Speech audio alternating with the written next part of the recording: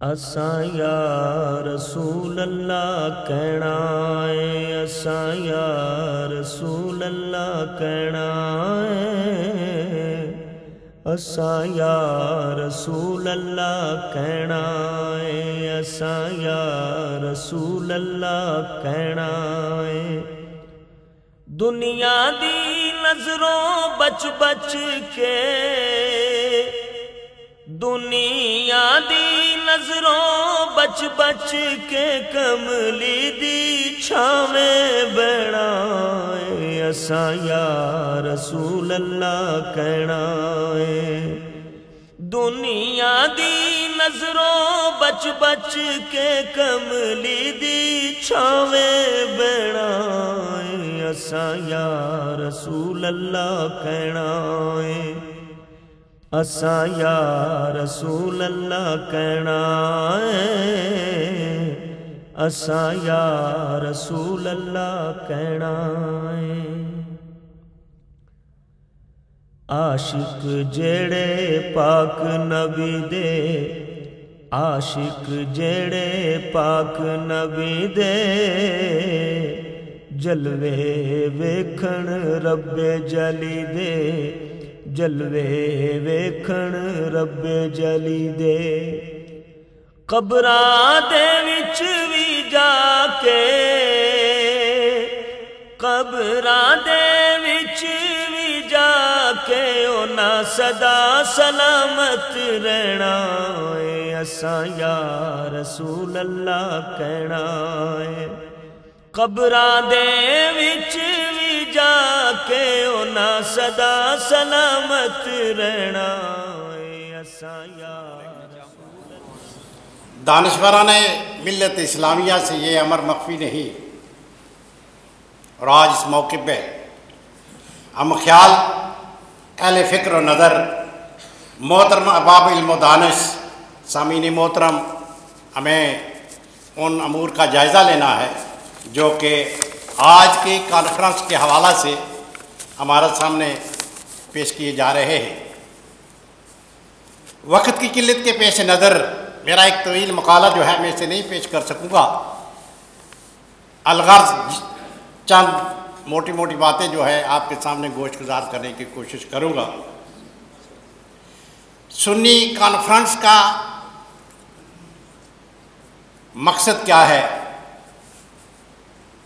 اس کے اہداف و نظریات، کارکردگی اگر تاریخ کے آئینے میں جائزہ لیا جائے تو یہ امر ہزارم میں نہ شمس ہے۔ سامعین محترم، جماعت اہل سنت برطانیہ سنی مسلمانوں کی ایک مذہبی تنظیم ہے جو سالہ سال سے برطانوی مسلمانوں کی دینی، اخلاقی اور سماجی خدمات انجام دے رہی ہے۔ ہر سال سنی کانفرنس کے نام سے ایک سالانہ اجتماع منعقد کر کے برطانیہ کے مسلمانوں کی ترجمانی کرتی ہے۔ کانفرنس میں عالم اسلام کو درپیش مسائل اور خاص طور پر نئی نسل کے دینی مستقبل اور پیش آمدہ روز مرہ کے مصائب و مشکلات کا جائزہ لیا جاتا ہے اور ان کے حل و تدارک کے لیے اسباب مہیا کیے جاتے ہیں۔ اور عزیز، اسی پلیٹ فارم سے پوری ہو رہی ہے۔ میں امید کرتا ہوں کہ اسی قیادت میں کہ اہل سنت و جماعت کے عقائد پر بھی انشاءاللہ پوری کوشش ہوگی، وہ نصاب تعلیم میں بھی مکمل ہوگی۔ تمام مساجد میں یہ نظام جو ہے وہ پڑھایا جا رہا ہے، پڑھایا جائے گا۔ تو میں امید کرتا ہوں کہ ان کی قیادت میں جماعت اہل سنت کی جو مزید جو کوششیں ہیں وہ رنگ لائیں گی۔ اللہ رب العزت تمام اکابرین کی یہ کوششوں کو قبول فرما کر ہم سب کو ان کی قیادت میں کام کرنے کی توفیق عطا فرمائے۔ مسلمانوں کی توفیق اللہ نے عطا فرمائی کہ مغربی یورپ میں اسی اسلام کو، اسی نظم حیات کو، اسی آبرو زندگی کو، اسی تحریک کو، اسی نظم و ضبط کو ہم برپا کریں جو اللہ کے نبی سرور کائنات نے ہمیں عطا فرمائی ہے۔ کیا خیال ہے آپ کا، آخری بات کیا خیال ہے آپ کا اس مفکر کے حوالے سے جو یہ کہتا ہے کہ prophet Muhammad was born with the light of history, نبی آخر الزمان سرور کائنات تاریخ کی روشنی میں پیدا ہوئے، جو تاریخ جو روشنیاں لے کر آئے اور انہوں نے دلوں کے اندھیروں کو دور کیا۔ کفر کے اندھیروں میں ایمان کی شمائیں روشن کی۔ آج اسلام متعدد چیلنجز سے، چاہے پرنٹ میڈیا ہو چاہے الیکٹرانک میڈیا ہو، ہر حوالے سے اسلام آج خطرات کی زد میں ہے۔ اس زد سے نکلنے کے لیے ہمیں پڑھنا ہوگا، نبی پاک کو سائل کرم کے پاس آنا ہوگا، قرآن پاک کے اسی نظم و ضبط کے ساتھ دنیا کی وسعتوں میں صحرا و بیاں میں پھیلنا ہوگا، اور ذرے ذرے سے وہی آواز آئے گی کہ قوت عشق ہر پاس کو بالا کر دے، دہر میں اس میں محمد سے اجالا کر دے۔ خداوند قدوس ہمیں نسل و ضبط، اسلام سرحد و سیما کا نام نہیں ہے، اسلام جغرافیائی خطوں تک محدود نہیں، بلکہ اسلام کے ماننے والے جہاں جہاں وہ گئے ہیں اس یقین کے ساتھ گئے کہ بازو تیرا توحید کی قوت سے قوی ہے، اسلام تیرا دیس ہے تو مصطفی ہے۔ خدا کرے کہ ہم مصطفی انقلاب کو برپا کر سکے یہاں بھی اور وہاں بھی۔ السلام علیکم۔ بارک اللہ۔ یہ تھے حضرت علامہ صفدر افروز القادری صاحب۔ اب تشریف لاتے ہیں حضرت علامہ مولانا۔ اس میں صرف آپ کو یہ بتانا ہے کہ سنی کس طرح کا ہونا چاہیے۔ سنی کے لیے وما خلقت الجن والانس الا لیعبدون، سنی ان پڑھ ہو یا پڑھا ہوا، طالب ہو یا استاد ہو، سب سے پہلے سنی جو ہے اپنے آپ کو پہچانے۔ جب اپنے آپ کو پہچانیں گے تو خدا کو پہچانیں گے، جب خدا کو پہچانیں گے تو محمد مصطفیٰ کو پہچانیں گے، جب حضور کو پہچانیں گے تو آپ سنی بنیں گے۔ دل کو باصفا کرنا ہے، عمل کو سنت کے مطابق ڈھالنا ہے، اور یہی پیغام عالم انسانیت کے اندر دینا ہے۔ السلام علیکم ورحمۃ اللہ۔ ماشاءاللہ ماشاءاللہ جناب، بارک اللہ۔ حضرات گرامی، آپ نے دیکھا جو صحابہ کے عقیدے پر ہیں، صحابہ کرام وہ ہیں جو تبرکات نبوت کے قائل ہیں، جو یا رسول اللہ کہتے ہیں، اور اس کے بعد جو صحابہ کو ماننے والے ہیں وہ ائمہ مجتہدین کو دیکھیں، محدثین کو دیکھیں، اور جمیع اولیاء اللہ کو دیکھیں، وہ سب اسی صحابہ کرام کے عقیدے پر ہیں۔ الحمدللہ اہل سنت والجماعت وہی ہیں جو یہ جماعت اہل سنت برطانیہ ہے، یا وہی لوگ ہیں جو یا رسول اللہ کہتے ہیں، وہی لوگ ہیں جو اولیاء اللہ کو ماننے والے ہیں۔ امام ابن حجر مکی رحمۃ اللہ علیہ نے اپنی کتاب الصواعق المحرقہ میں لکھا ہے کہ اس پر اہل سنت کا اجماع ہے کہ تمام مسلمانوں کے لیے یہ بات سب بیٹھے ہیں، تو ان بٹوین میں اگر تقریر کر لوں تو علماء اکرام بھی مجھے معاف کریں گے۔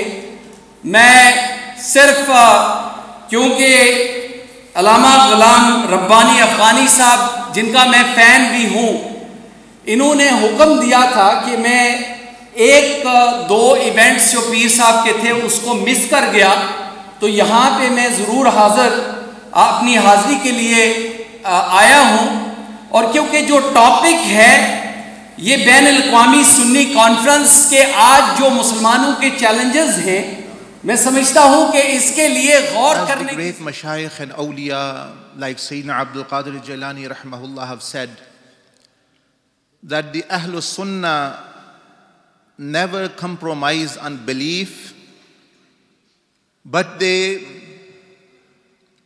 forgive and sacrifice their اور دل personal میں right. بغض نبی، زباں پہ اللہم لبیک اور دل میں بغض نبی، یہ کعبے پاک کے پھیرے تو ہیں پر طواف نہیں۔ حضرت سیدنا امام زین العابدین رضی اللہ تعالی عنہ آپ نے فرمایا، اور یہ ہمارے لوگوں کے علاوہ دوسرے لوگ جن کو خواہ طور پر بعض اوقات درود و سلام کے صیغوں سے چڑ ہوتی ہے، ان کی کتابوں میں بھی موجود ہے کہ امام زین العابدین رضی اللہ تعالی عنہ نے فرمایا کہ سنی کی پہچان یہ ہے کہ وہ کثرت سے نبی پاک پر درود و سلام پڑھتا ہے۔ حضرات گرامی ذرا توجہ فرمائیے کہ یہ امام حسین رضی اللہ تعالی عنہ کے لخت جگر کی زبان سے ایک لفظ جاری ہوا، سنی، لفظ جاری ہوا سنی، اور سنی کی پہچان بتا رہے ہیں۔ پتہ چلا سنی وہ نہیں ہو سکتا جو صدیوں بعد آئے. سنی وہ نہیں ہو سکتا جو کسی مدرسے سے پیدا ہو. سنی وہ ہے کہ جس کا پہلا امام ابو بکر صدیق ہے اور جس کا آخری امام مہدی ہے.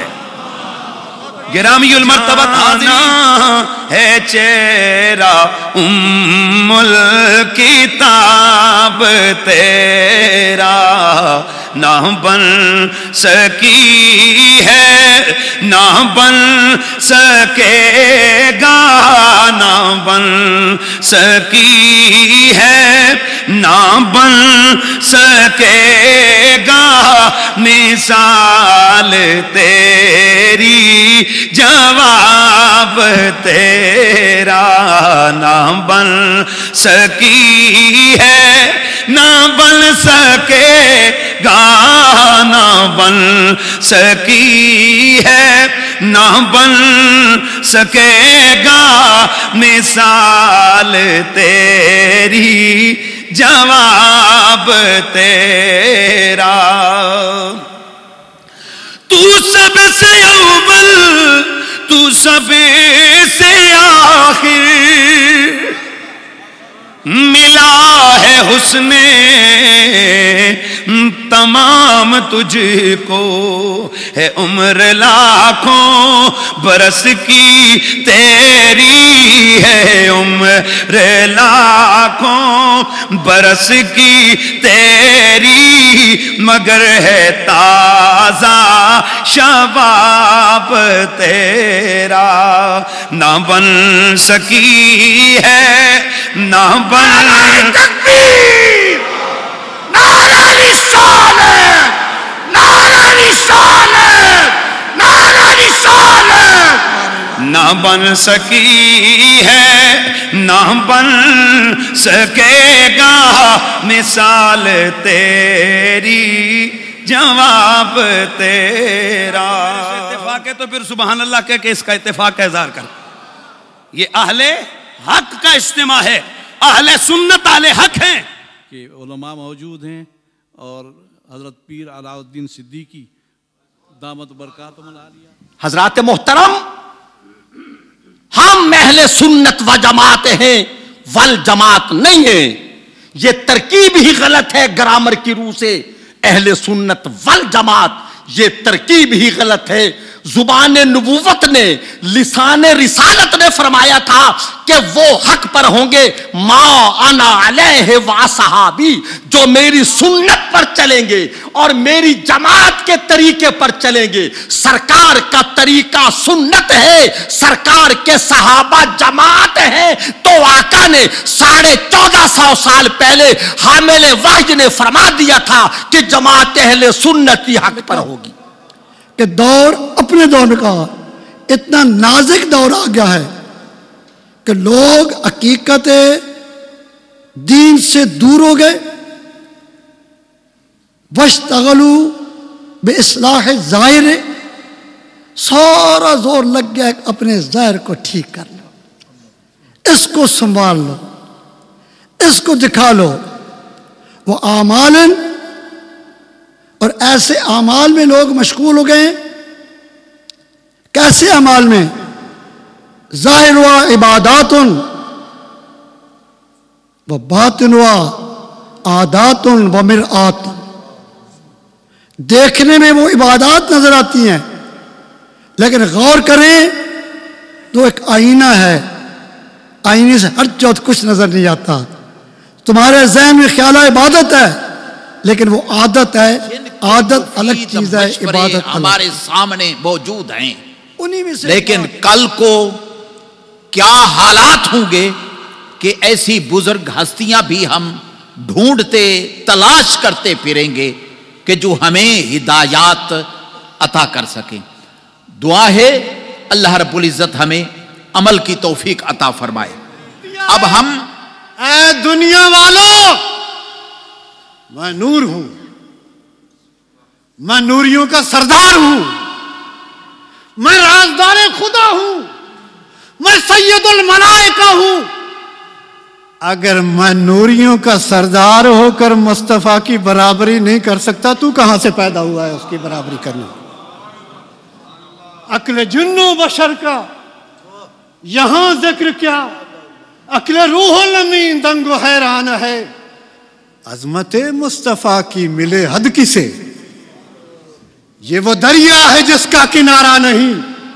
شاید کوئی کہے پیر زادہ نبی کی عظمت کو غیر محدود کر رہا ہے، وہ عظمت تو صرف خدا کی ہے۔ ہاں میں بھی مانتا ہوں میرے نبی کی عظمت کی حد ہے، وہ غیر محدود عظمت خدا کی ہے۔